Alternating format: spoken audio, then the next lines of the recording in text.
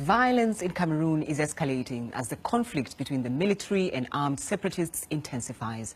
An Amnesty International report points the finger at both sides. It says government forces have tortured people and destroyed villages, while groups wanting autonomy for the Anglophone minority have killed military personnel and burnt down schools. Now, this latest spiraling of violence goes back decades, as Tommy Oladipo now explains.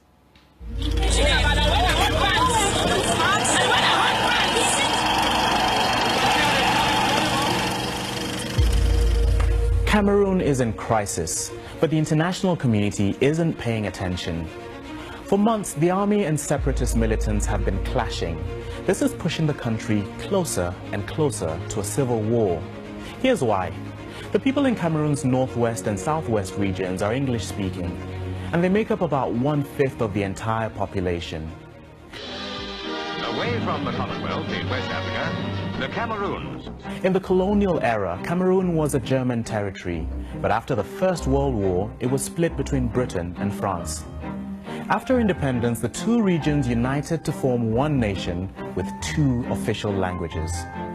For decades, the English speakers have complained of neglect by the French speakers, including Paul Biya, who's been president since 1982. So the problem here is not just about language, and it doesn't mean that everyone from the English region is fluent in English, or same with the people in the French regions. The main point is the economic gap. There's been less development in the Anglophone areas when compared to the Francophone parts. So what do the Anglophone people want? For some, federalism. They want better allocation of resources. Others are calling for a complete split from Cameroon to form an independent state called Ambazonia. In October 2016, lawyers and teachers in that part of the country went on strike for months. They complained that the French language was being forced on them. So they led Anglophone campaigners to the streets, but the government struck back. It cut off internet supply for 3 months and clamped down on protests. But these images filtered out. Human rights groups say police used excessive force to suppress these demonstrations, even killing up to 40 people. And civilians have accused government forces of random arrests, lengthy detentions without charge, and sexual abuse.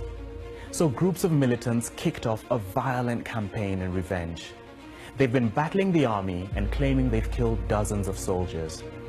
Meanwhile, tens of thousands of people have been displaced as a result of the fighting. But don't expect any international response just yet. There's so many other unresolved conflicts around the region, including the threat of Boko Haram in northern Cameroon. Right now, neither the government nor the rebels are showing any signs of backing down. So there's bound to be more bloodshed before things change.